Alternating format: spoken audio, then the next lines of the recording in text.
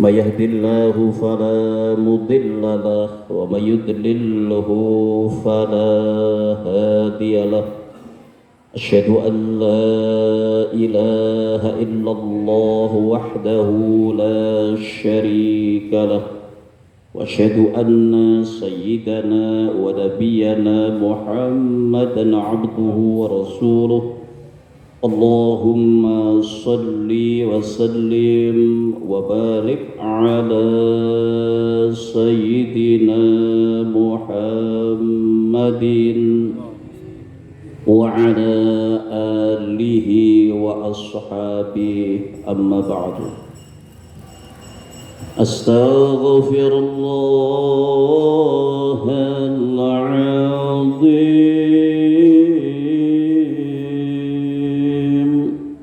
أستغفر الله العظيم، أستغفر الله العظيم.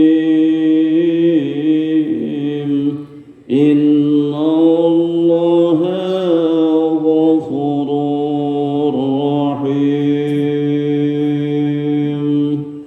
لا إله إلا الله، لا إله إلا الله، لا إله إلا الله. محمد رسول الله. حسبنا الله ونعم الوكيل، حسبنا الله ونعم الوكيل، حسبنا الله ونعم الوكيل. نعم المولى ونعم النصير، ولا حول ولا قوة إلا بالله العلي العظيم. يا رب بالمصطفى بلغ مقاصدنا، واغفر لنا ما مضى. يا واسع الكرم هو الحبيب الذي ترجى شفاعته لكل هول من الأهوال مقتحم. مولاي صل وسلم دائما أبدا على حبيبك خير الخلق كلهم. اللهم صل وسلم وبارك عليه وعلى آله. بسم الله الرحمن الرحيم. لحضرة النبي المصطفى محمد صلى الله عليه وسلم وعلى آله وأصحابه وأزواجه وذريته، ثم إلى حضرة الجميع تعالى مشارق الأرض إلى مغاربها في برها بحرها، من يمينها إلى شمالها، ونخص خاصا إلى حضرة سلطان الأولياء الشيخ محي الدين عبد القادر الجيلاني قدس الله سره ونور ضريحه، وإلى حضرة شيخنا ومرشدنا ومربي روحنا الحبيب محمد لطفي بن علي بن هاشم بن يحيى السلمي، وإلى حضرته وصول فريم أن الله يتغشى من رحمة فاغفرة. الفاتحة. أعوذ بالله من الشيطان الرجيم بسم الله الرحمن الرحيم الحمد لله رب العالمين الرحمن الرحيم مالك يوم الدين إياك نعبد وإياك نستعين اهدنا الصراط المستقيم صراط الذين أنعمت عليهم غير المغضوب عليهم ولا الضالين آمين أما بعد فإن خير الحديث كتاب الله وخير الهدي هدي محمد صلى الله عليه وسلم وشر الأمور محدثاتها وكل بدعة ضلالة. Yang kami hormati segenap pengurus Masjid Jami Al-Fitrah, yang kami hormati Bapak hadirin jamaah Masjid Jami Al-Fitrah beserta para pemirsa Om Firman Channel, yang semuanya mudah-mudahan senantiasa mendapatkan rahmat serta maghfirahnya Allah Subhanahu wa Ta'ala. Amin. Pengajian kita malam ini masih pada bab zuhud. Kita meneruskan pengajian malam Sabtu minggu yang lalu. Di malam Sabtu minggu yang lalu kita sudah membahas hadis nomor 11. Maka malam ini kita teruskan pengajiannya sampai di hadis yang nomor 12. Yang ada kitabnya silakan dibuka halaman 236, hadis nomor 12. Bismillahirrahmanirrahim. Wa'anhu, dan dari ini murajaahnya kepada hal sebelumnya ya, Abu Hurairah. Wa'anhu, dan dari sahabat Abu Hurairah radhiyallahu anhu, adin Nabi sallallahu alaihi wasallam qala, dari Nabi sallallahu alaihi wasallam bersabda, ta'isa abdud dinari, celakalah hamba dinar itu, wad dirhami, dan celakalah hamba dirham itu, wal qatifati, dan celakalah hamba qatifah itu. Qatifah itu baju tebal. Kalau kita sekarang ya jenis apa, sweater atau apa, mantel itu. Wal khamisati, dan hamba khamisah. Khamisah itu baju yang terbuat dari sutra atau dari wool, ya, baju mewah juga. In u'tiya rodiya, jika ia diberi dia senang. Wa illam yu'ta lam yarda, kalau tidak diberi maka dia tidak merasa senang. Rawahul Bukhari, hadis riwayat Imam Bukhari. Bapak hadirin rahimakumullah, supaya kita mudah memahami hadis ini, kita ingin carikan dulu sinonimnya. Kita ingin carikan dulu apa itu namanya persamaan katanya dengan kata yang lebih simple dan kata yang lebih familiar dari kata hamba dinar, hamba dirham, itu kan panjangan kan ya, ganti yang simple aja, yang simple aja. Jadi apa yang dimaksud itu ya, kita gantilah kosakatanya dengan budak harta gitu aja ya, sehingga terjemahan yang simpelnya dari hadis tadi adalah menjadi celakalah budak harta itu yang apabila ia diberi ia merasa senang. Kalau ia tidak diberi maka dia tidak merasa senang.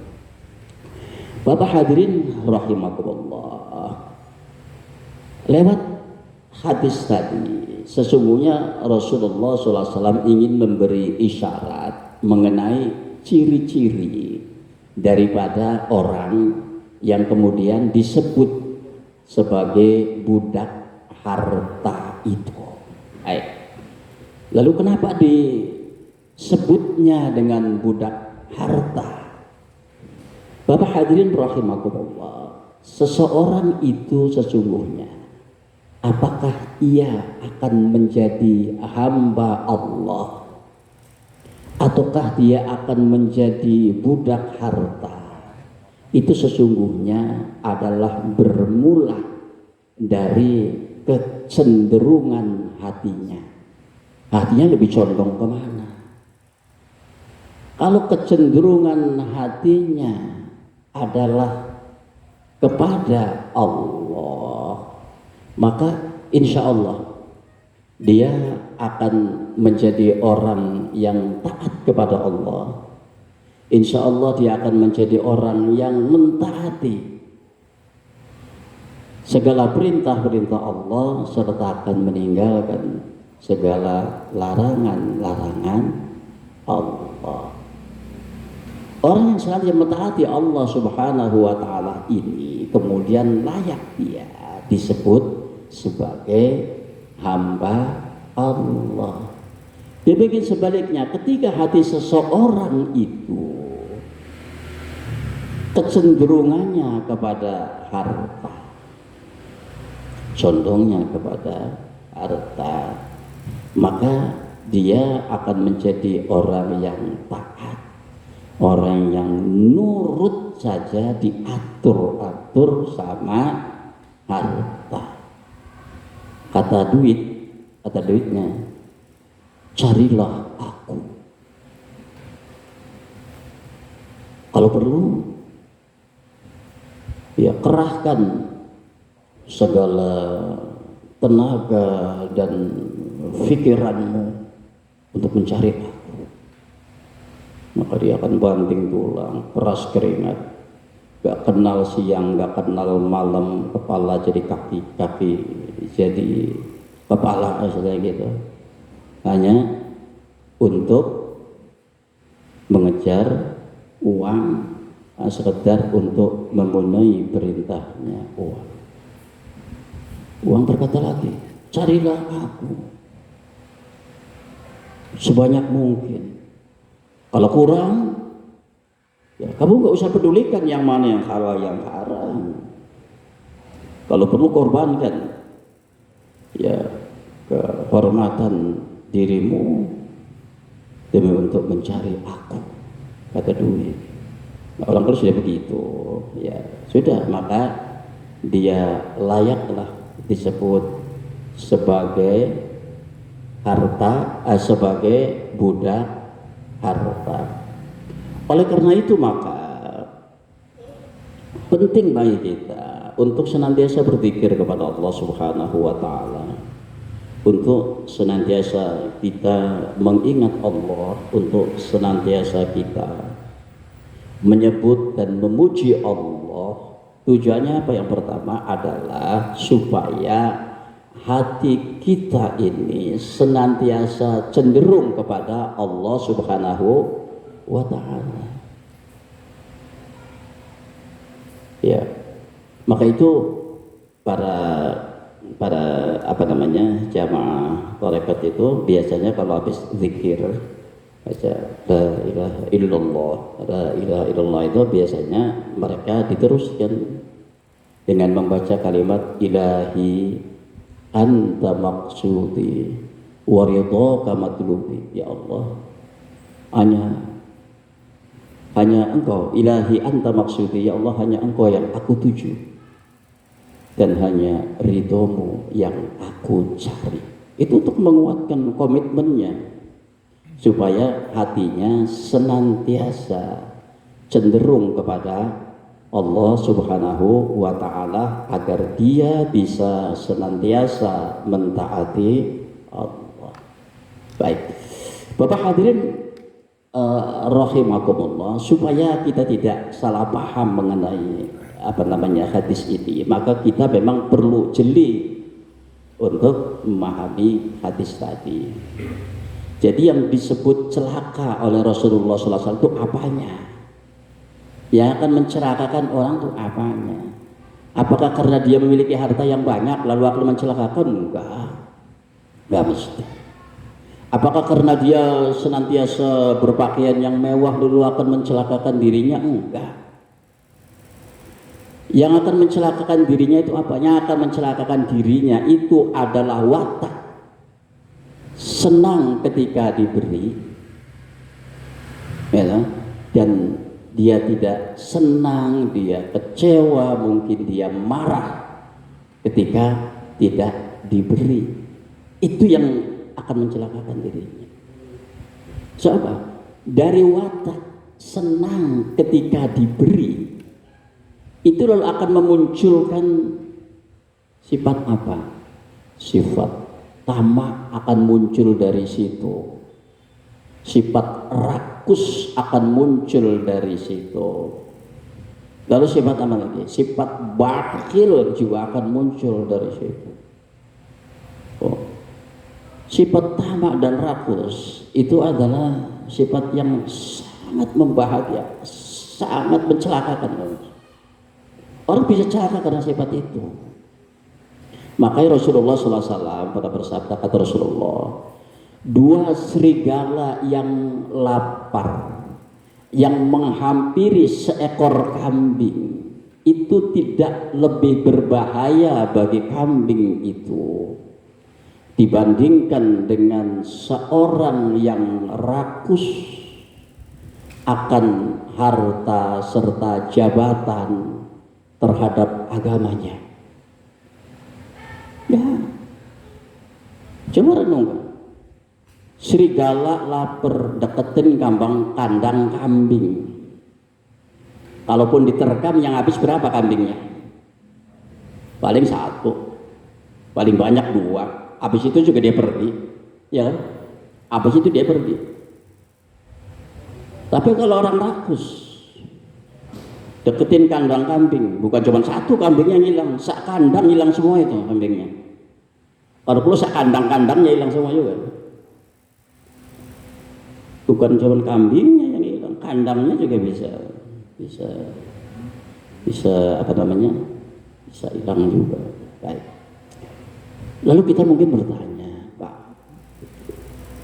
yang namanya watak seneng kalau diberi, beda, dan tidak senang ketika tidak diberi, itu kan wataknya manusia. Iya, memang itu wataknya manusia. Tetapi tugas Rasulullah SAW, sebagaimana yang dinyatakan oleh Rasulullah SAW sendiri, innama bu'ithu liutammima makarimal akhlaq. Sesungguhnya aku ini diutus, kata Rasulullah, adalah untuk menyempurnakan akhlak yang mulia.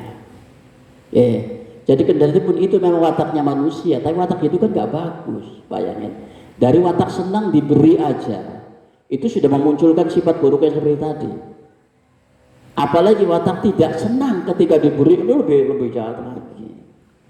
Dia akan munculkan sifat apa? Akan munculkan dia sifat kecewa, akan munculkan sifat mungkin dia akan membenci orang yang biasa memberi. Dia biasa diberi, kemudian tidak diberi. Kalau dibilang, dia biasanya ngasih, sekarang enggak ngasih dia. Bisa jadi timbul rasa benci kepada orang yang memberi. Lebih parah lagi, bisa gelap mata. Bisa gelap mata. bisa membabi buta, bisa menghalalkan segala cara. Watak itu. Maka itu wataknya seperti itu oleh Rasulullah ya harus diubah. Harus diubah. Watak yang berkati, watak senang ketika diberi dan tidak senang ketika tidak diberi, itu oleh Rasulullah harus diubah. Diubah seperti bagaimana kata Rasulullah. Ini ada dalam sebuah hadis riwayat Imam Muslim. Rasulullah SAW pernah bersabda, kata Rasulullah, ajaban li amril mu'mini, sungguh mengagumkan urusannya orang beriman itu. Inna amrohu kullahu khairun. Semua urusannya itu menjadi kebaikan baginya. Walaysa dzaka illa lil mu'mini, dan yang demikian itu tidak pernah didapati kecuali pada orang mukmin. Apa itu kata? Idza asobathu sarra'u syakar, apabila dia mendapatkan kesenangan, apakah mendapatkan rezeki yang banyak, apa dia sembuh dari sakitnya, gitu, dan sebagainya. Syakaro, dia bersyukur, fakana khairan lahu, maka yang demikian itu adalah baik baginya. Wa in asobathu dharra'u, apabila dia mendapatkan kesusahan, susah cari duit, penyakit yang gak sembuh-sembuh dan sebagainya, sobaro, dia bersabar, fakana khairan lahu, dan yang demikian itu adalah baik baginya. Nah, jadi watak senang ketika diberi, lalu kecewa, marah ketika dia tidak diberi, itu kan diubah oleh Rasulullah SAW menjadi watak bersyukur ketika mendapatkan dan sabar ketika tidak mendapat. Nah, itu kan baik kan? Mulai jadi digeser. Wataknya harus digeser, harus diubah dari watak yang tidak baik itu menjadi watak yang baik. Jadi bukan persoalan orang punya harta seberapa banyak, nggak masalah. Bukan seberapa orang pakai baju mewah itu nggak dilarang, enggak. Ini untuk menguatkan mengenai hal itu saya ingin cerita sedikit. Dulu Ibnu Hajar al-Asqalani, beliau itu ulama besar ahli hadis. Beliau yang mengarang kitab Fathul Bari, yang merupakan kitab hadis syarah Sahih Bukhari. Tebalnya seberapa segini Pak tebalnya? Pernah lihat tadi man? Kitab Fathul Bari itu beberapa jilid segini ya kalau dia kan tebalnya. Itu yang ngarang beliau Syekh Ibnu Hajar al-Asqalani. Beliau ulama besar ahli hadis. Beliau adalah orang yang zuhud, beliau orang yang kaya, dan beliau ini pejabat.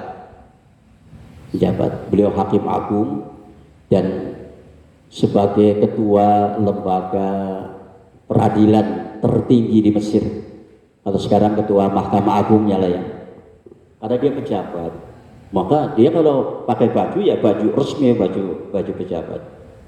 Dan itu kalau berangkat dari rumah ke kantor atau pulang dari kantor ke rumah, beliau selalu dikawal dengan iring-iringan pasukan pengawal yang disiapkan oleh negara untuk para pejabat negara itu dikawal.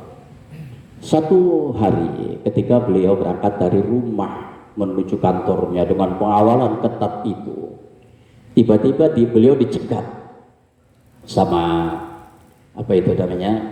orang Yahudi yang miskin, Yahudi miskin, pakaiannya compang-camping kayak gitu, lalu dicegat di sini. Lalu stop kata orang itu, tunggu, saya mau tanya, kata si Yahudi yang miskin tadi.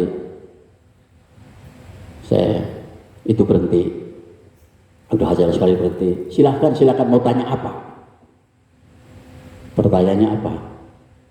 Anda ini kan mukmin ya, saya kafir. Bukankah dalam hadis nabimu itu dinyatakan dunya sijnul mu'mini wa jannatul kafiri, bahwa surga itu adalah penjara bagi orang mukmin dan surga bagi orang kafir. Nah ini gimana? Anda ini kan mukmin, gitu kan. Pakaian Anda mewah kayak begitu, Anda pergi aja dikawal, Anda kaya. Sementara saya kafir, gitu kan? Saya kafir. Pakaian saya jelek kayak begini, compang-camping kayak gini, saya miskin. Nah ini gimana? Kata dia, gimana ini? Katanya surga dunia itu penjara. Apa jawabnya Syekh Ibnu Hajar Al-Asqalani? Ya, memang benar hadis itu bunyinya begitu. Nih, kirain katanya. Saya ini pakaian yang saya kenakan ini dan kehidupan saya seperti yang sekarang ini jika dibandingkan dengan pakaian surga, jika dibandingkan dengan kenikmatan kehidupan surga, saya sekarang ini adalah ibarat orang sedang ada dalam penjara. Maksudnya nggak seberapa kan? Nggak seberapa tuh yang dipakai itu terbatas. Sementara kamu yang kafir, udah ngolani lah. Apa yang kamu amal sekarang, pakaian yang kamu pakai sekarang ini, keadaanmu yang sekarang ini, jika dibandingkan dengan azab Allah di dalam neraka yang sedang menanti kamu itu, maka kamu sekarang ini adalah ibarat orang yang ada dalam surga. Kehidupanmu sekarang ini adalah ibarat surga. Nah, apa yang disampaikan oleh Ibnu Hajar Al-Asqalani tadi ini sesungguhnya adalah ingin merubah paradigma. Apa sih paradigma itu? Ingin mengubah cara pandang seseorang mengenai syuhud itu. Ya, sementara ini kan banyak orang menganggap bahwa syuhud itu identik dengan kemiskinan, dengan kemelaratan, gitu kan, pakaian yang yang rumah, cembang-cambing dan sebagainya. Saya mau katakan enggak, orang syuhud itu nggak pasti begitu kok. Orang syuhud itu nggak mesti miskin. Silahkan. Jadi orang kaya juga silahkan. Pakai pakaian yang bagus, yang resmi juga silakan. Apalagi kalau dia pejabat gitu kan, ya PNS, apalagi pejabat, ya boleh pakai pakaian resmi gitu kan. Kalau ada si pejabat silakan, enggak demi untuk menjaga marwah institusi negara. Kalau hakim misalnya ya pakai toga, pakai pakaian itu kan resmi, boleh. Ya, dia menteri, gitu kan, pakai jas, pakai dasi, pakai sepatu, boleh, untuk menjaga marwah institusi negara dibolehkan. Apa sih marwah itu? Marwah itu kan asalnya dari kata muru'ah itu sebetulnya. Artinya apa namanya, kehormatan atau harga diri. Marwah ya kan muru'ah, kehormatan harga diri, di Indonesia kan jadi marwah ya. Jadi marwah, jadi sama untuk menjaga, boleh, gak dilarang. Yang dilarang itu apa? Yang bakal mencelakakan itu apa? Ya punya watak tadi, seneng kalau diberi, dia kecewa, dia marah ketika dia tidak diberi. Baik. Oleh karena itu maka supaya hidup kita ini kemudian tidak terjebak menjadi budak harta, maka kita memang pertama kita perlu memahami tupoksinya kita sebagai manusia. Paham tupoksi? Tupoksi ini tugas, pokok, dan fungsi, disingkat tupoksi. Jadi ada apa? Ya kalau nggak paham ini bisa ke seperti itu. Apa tugas manusia? Tugas manusia itu dijelaskan sendiri oleh Allah Subhanahu wa taala dalam Al-Qur'an surah Az-Zariyat ayat 56. Apa kata Allah? Wa ma khalaqtul jinna wal insa illa liya'budun, dan aku tidak menciptakan jin dan manusia kecuali untuk menyembah kepadaku, kecuali untuk beribadah kepadaku, kecuali untuk mengabdi kepadaku. Ini yang menjadi apa namanya tupoksinya manusia, ini yang menjadi tugas pokok dan fungsinya kita sebagai manusia. Apakah lalu ibadah itu hanya berbentuk sholat, gitu kan, baca Quran? Enggak. Semua amalan-amalan yang kita lakukan ini sepanjang diniatkan untuk mencari ridhonya Allah Subhanahu wa taala, maka semua akan bernilai amal akhirat. Maka itu setelah kita paham apa namanya bahwa tugas pokok dan fungsi kita sebagai manusia adalah untuk apa namanya beribadah kepada Allah Subhanahu wa taala, maka kemudian berikutnya kita harus bisa menata niat dalam hidup kita ini, bisa memberikan niat dalam hidup kita ini supaya semua aktivitas yang kita lakukan ini bisa bernilai ibadah.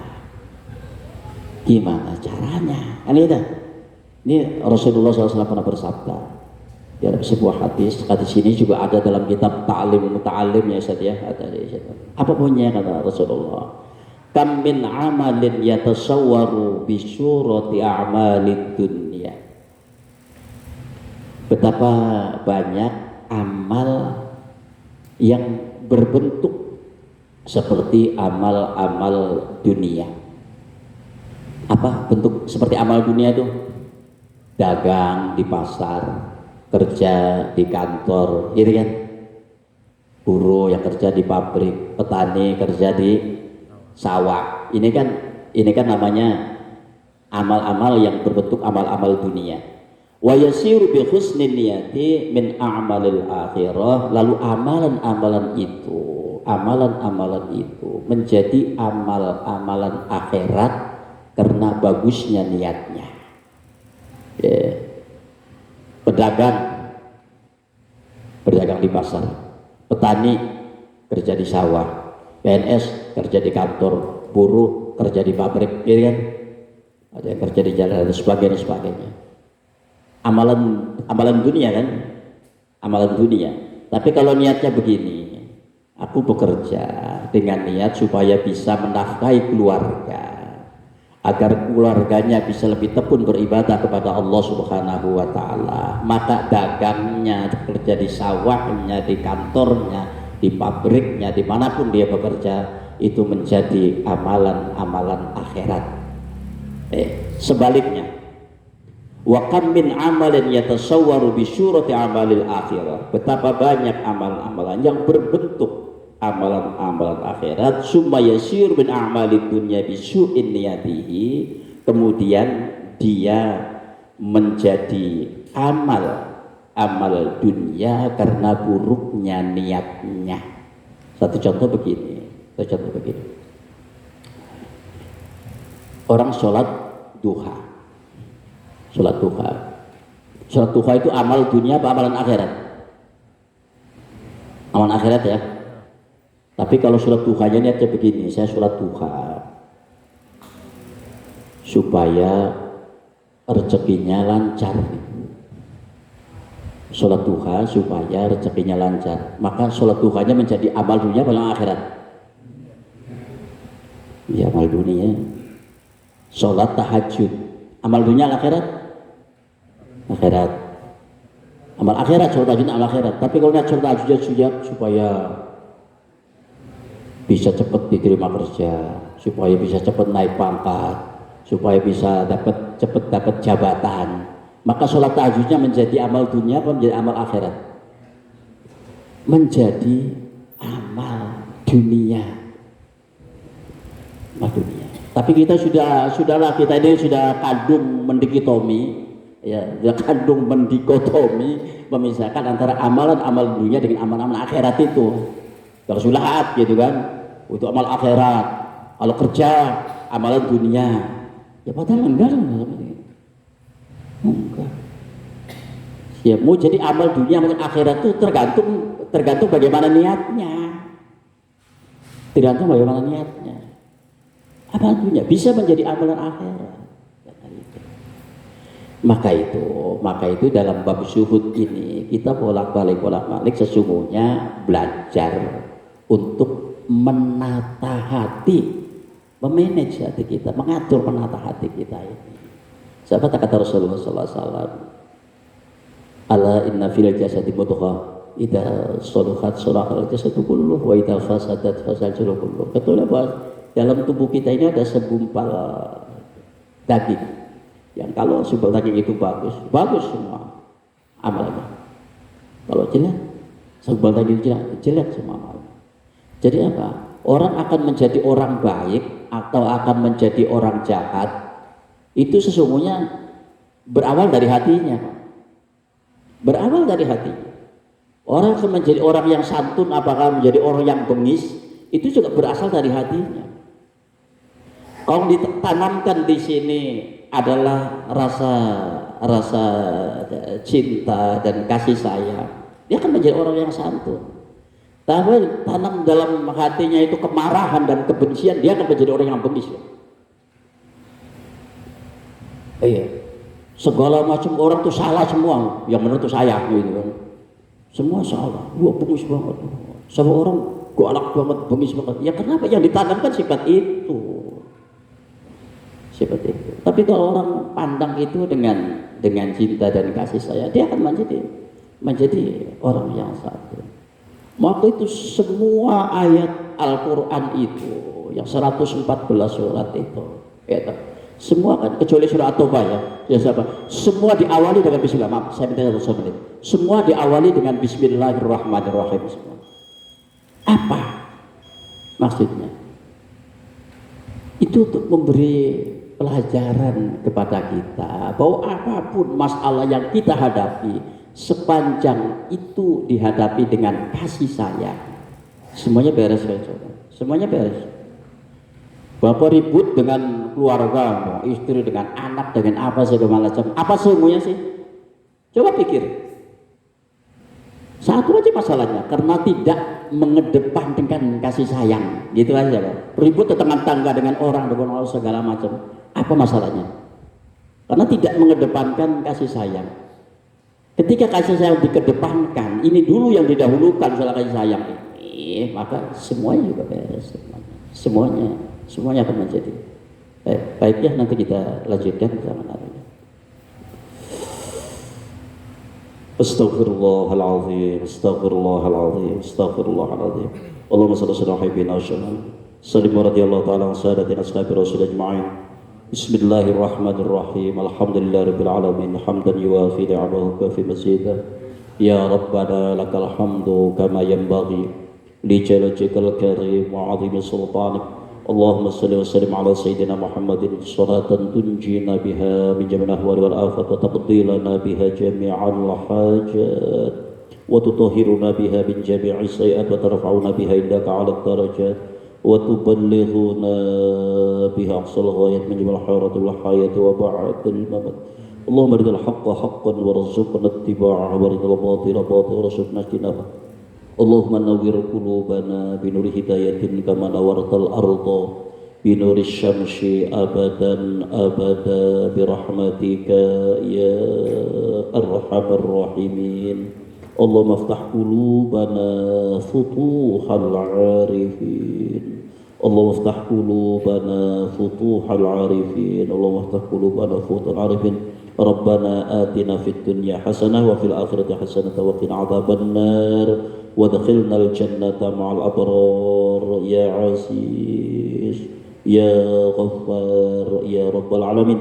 اللهم اجعل جمعنا هذا جمعا مرحوما وتفرقا تفرقا معصوما، وصلى الله على سيدنا محمد والحمد لله رب العالمين.